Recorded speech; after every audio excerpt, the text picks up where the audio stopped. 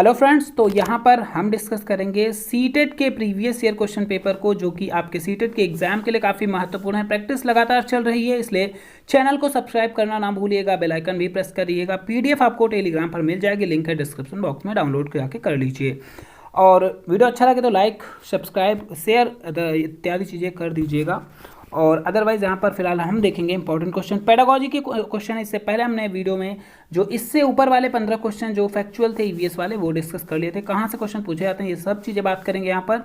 और ट्रिक क्या है फॉलो करेंगे पेडागोजी के लिए, जो कि आपके लिए हेल्पफुल रहने वाली हैं। और सीटेट के लिए जो है आप ईवीएस की खास तौर से आप जो है 4th और 5th की एनसीईआरटी की बुक पढ़ना ना भूलिएगा। चलिए बढ़ेंगे पहले क्वेश्चन की तरफ। अब बुक आपको कोई भी ऐप डाउनलोड कर लीजिए, वहाँ से आपको फ्री में प्रोवाइड हो जाएंगी। अगर कोई डाउट है वहाँ से तो कमेंट बॉक्स में लिखिएगा, हम जरूर आपको प्रोवाइड करा देंगे। क्वेश्चन पर बढ़ेंगे। लोकेश जो है यहाँ पर क्या कह रहा है, लोकेश भूमि भरण और उसके प्रभाव के विषय पर बात कर रहे थे।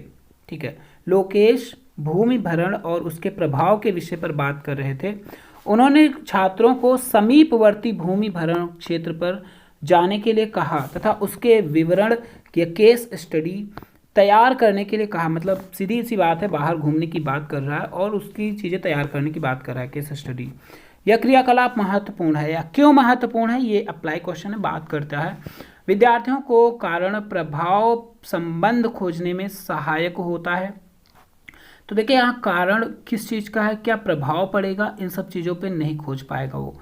या विद्यार्थियों के, क्योंकि ये प्राइमरी लेवल की बात हो रही है, विद्यार्थियों को एक क्षेत्र के भू भरण क्षेत्र को जानने में सहायक।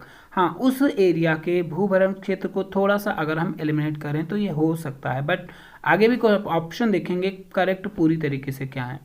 छात्रों के कक्षा से बाहर जाने और आनंद लेने में सहायक है, ऐसा बिल्कुल सही बात है। बाहर जाने की बात कर रहा है ताकि बच्चे बोर ना हो क्लास में। ऑप्शन नंबर डी है, या छात्रों को समस्या के विश्लेषण तथा उसके हल के विषय में सोचने में सहायक। तो समस्या समाधान या फिर विषय को सोचने की बात कर रहा है। तो ऑप्शन नंबर यहाँ सी और डी थोड़ा सा लग रहा है अच्छे से। तो अगर हम सी और डी को बात करेंगे तो जो कि ऑप्शन नंबर 3 है। बढ़ेंगे अगले प्रश्न पर। 77 नंबर क्वेश्चन है, थोड़ा सा इंपॉर्टेंट रहेगा। बात करेंगे क्वेश्चन पर, विद्यार्थियों को पर्यावरण समस्याओं तथा उनके समाधान संबंधित मॉडल बनाने और राष्ट्रीय प्रदर्शनी में भाग लेने के लिए कहा जाता है। जो राष्ट्रीय प्रदर्शनी होते हैं इनमें भाग लेने के लिए कहा जाता है। और विद्यार्थियों को संलग्न रखना एक अच्छा तरीका माना जा सकता है। क्यों ऐसा अच्छा तरीका माना जा सकता है? क्योंकि विद्यार्थी मॉडल बनाने में व्यस्त और संलग्न रहेंगे, या फिर मॉडल बनाने में कीमती सामान खरीदने में आनंद मिलता है, या फिर मॉडल बनाने से जो है विद्यार्थियों में सृजनशीलता और समालोचनात्मक सोच का विकास। ये बात करता है पॉजिटिव थिंकिंग की, जो कि सृजनशीलता और समालोचनात्मक की बात करता है। तो ऐसे विकल्प, कुछ चीज़ें ऐसी होती हैं, आप विकल्प देख के समझ जाएंगे कि यह सही है। 78 नंबर क्वेश्चन की बात करेंगे हम। पर्यावरण अध्ययन की शिक्षिका निम्न में से कौन से क्रियाकलाप का अपने विद्यार्थियों में प्रक्रिया कौशल विकसित करने के लिए उपयोग कर सकती है? मतलब कि शिक्षिका है पर्यावरण अध्ययन की और कौन से क्रियाकलाप की बात कर रहा है कि कौशल, प्रक्रिया, विद्यार्थियों में प्रक्रिया कौशल विकसित करना है। तो कौन से को इसके अकॉर्डिंग यहाँ पर मतलब प्रक्रिया सीधे बात एक्शन से रिलेटेड है, क्रिया करने की बात कर रहा है। तो नृत्य करना होगा, या बागवानी करना, या वाचन गायन नहीं होगा। यहाँ पर पर्यावरण की बात कर रहा है तो ऑप्शन से रिलेट कर पा रहे होंगे आप लोग कि बागवानी की बात कर रहा है यहाँ पर। ऑप्शन नंबर 2 रहेगा 100% करेक्ट। 79 को नंबर क्वेश्चन की बात करेंगे। बगीचे में 2 बर्तनों के बीन के बीज बोए गए। बीन मतलब सेम जिसे कहते हैं हिंदी में, इंग्लिश वर्ड यूज़ किया गया है। बगीचे में 2 बर्तनों में बीन के सेम बीज बोए गए हैं। अध्यापक ने राधा को एक बर्तन को छाया में और दूसरा जो है सूर्य के प्रकाश में रखने के लिए कहा गया है।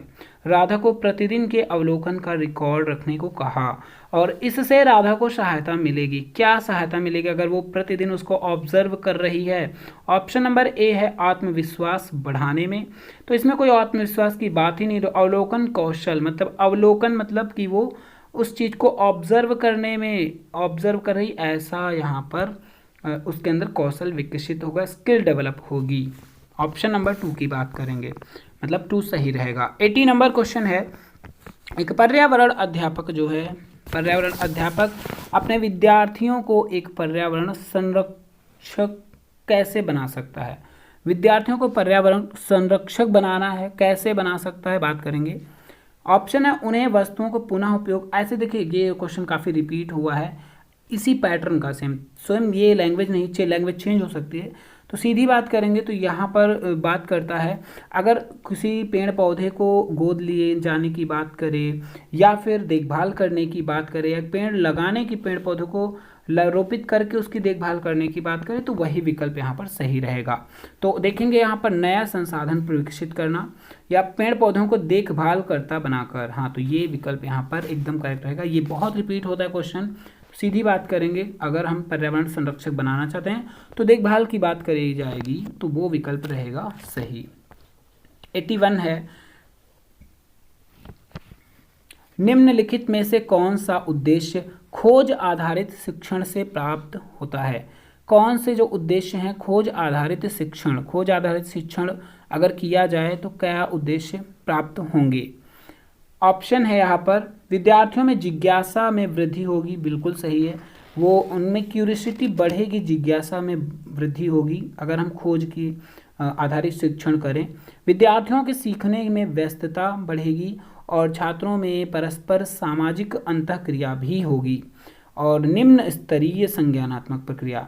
जब 3 ऑप्शन यहाँ पॉजिटिव थिंकिंग की बात करते हैं तो हम तीनों ऑप्शन को करेक्ट करेंगे, ना कि ऑप्शन नंबर डी, क्योंकि ये निगेटिव है। तो उसके बेस पे अगर हम बात करें ऑप्शन नंबर 4 करेक्ट।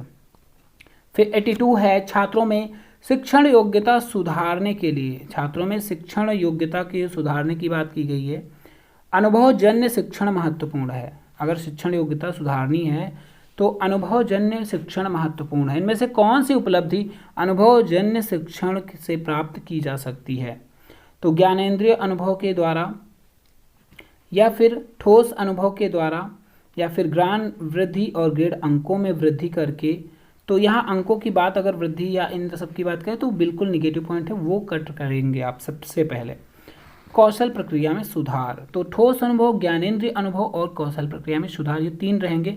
और जिसमें भी सी है तो उसको तो आप पहले कट कर दीजिए, सी वाला, बी वाला था और लास्ट 4, तो 2 ऑप्शन अगर आपके पास बच रहे हैं।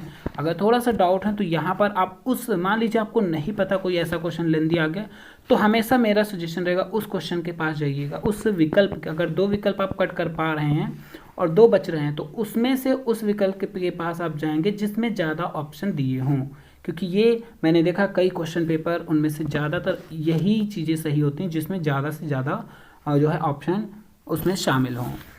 83 नंबर है, सचिन सामाजिक आर्थिक अभावग्रस्त पृष्ठभूमि से संबंध रखता है, मतलब एक तरीके से कह सकते हैं सोशल मीडिया में या फिर सामाजिक रूप से पिछड़ा है और आर्थिक रूप से भी। उसकी कक्षा अध्यापिका श्रीमती खुराना को उसकी सहायता करनी चाहिए और कक्षा में ऐसा वातावरण और स्थिति बनानी चाहिए कि जिससे उसके सांस्कृतिक और सामाजिक परिवेश को सम्मान से देखा जाए, या फिर उसके क्षेत्रीय भाषा बोली को हतोत्साहित करे। हतोत्साहित नहीं किया जाएगा, भाषा के मामले में अगर हतोत्साहित या कुछ ऐसा बात करे तो गलत ऑप्शन। उसे एक अलग समूह, बिल्कुल अलग तो बालक को करेंगे ही नहीं, उसे शिष्टाचार और आदतें सिखाएं जिन्हें वह सोचती है कि उनके पास कमी है। ऐसा बिल्कुल नहीं, हर बालक के पास कोई कमी नहीं होती, बल्कि वह खुद ज्ञान का खोजकर्ता होता है और सामाजिक परिवेश में उसको सम्मान मिल सके, ऐसी स्थिति बनानी चाहिए अध्यापक को। ऑप्शन नंबर ए रहेगा करेक्ट। 84 नंबर क्वेश्चन देखेंगे यहाँ पर, निम्नलिखित में से कौन एक पर्यावरण अध्ययन के अध्यापक के लिए ईवीएस कक्षा को प्रभावशाली बनाने में सहायक होगा। क्या क्या चीज़ें सहायक होंगी। विद्यालय का बगीचा सहायक होगा, बिल्कुल सही, क्योंकि पर्यावरण अध्ययन में बगीचा बहुत हेल्पफुल होता है।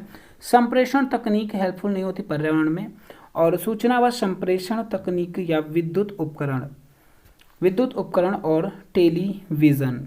तो यहाँ पर देखेंगे अगर हम, एक तो ए ऑप्शन जिसमें है वो तो 100% रहने वाला सही। तो बी देखिए, अगर आप, क्योंकि ऐसे क्वेश्चंस में कंफ्यूजन बढ़ेगी, तो ए जिसमें नहीं उसको पहले कट कर दीजिए। अब बच रहे हैं दो ऑप्शन, केवल ए सी या फिर केवल ए। अब यहाँ पर हम देखिए, हमने अभी बात कही थी ज़्यादातर वही चीज़ें, सूचना और संप्रेषण तकनीकी, क्योंकि यहाँ पर अगर उपकरण टेलीविज़न होता तो हम सही मान लेते, बट यहाँ पर ये नहीं है ऑप्शन में अकॉर्डिंग, तो हम ए और सी के साथ जाएंगे। ऑप्शन नंबर ए रहेगा करेक्ट। 85 नंबर है, श्रीमती मेहरा अपने छात्रों के जो है परस्पर संबंधों, सामाजिक वस्तुओं, गुणों का विकास करना चाहती है। वह अपनी पर्यावरण अध्ययन की कक्षा में किस आकलन के साधन का उपयोग करे। तो क्योंकि वह गुणों का विकास, सामाजिक संबंधों, विशेषताओं के गुणों का विकास करना चाहती है अपने छात्रों में, तो वह पर्यावरण अध्ययन की कक्षा में किस आकलन के साधन का उपयोग करे।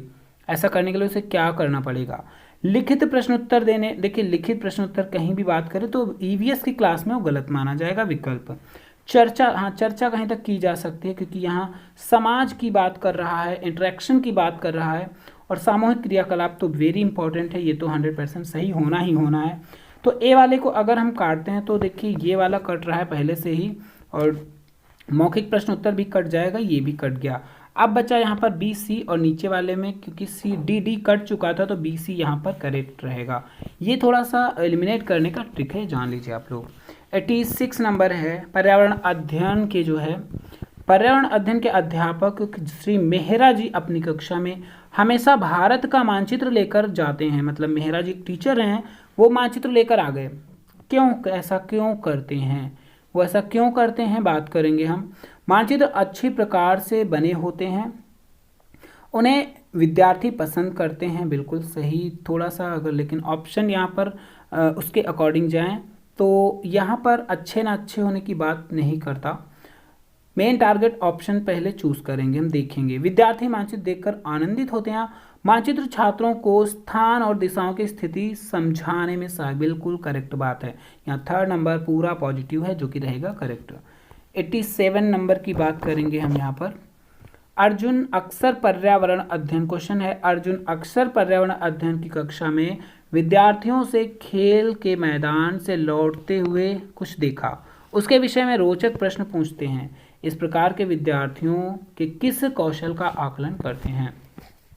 तो यहाँ श्रवण कौशल है, चिंतन कौशल, अवलोकनात्मक कौशल है।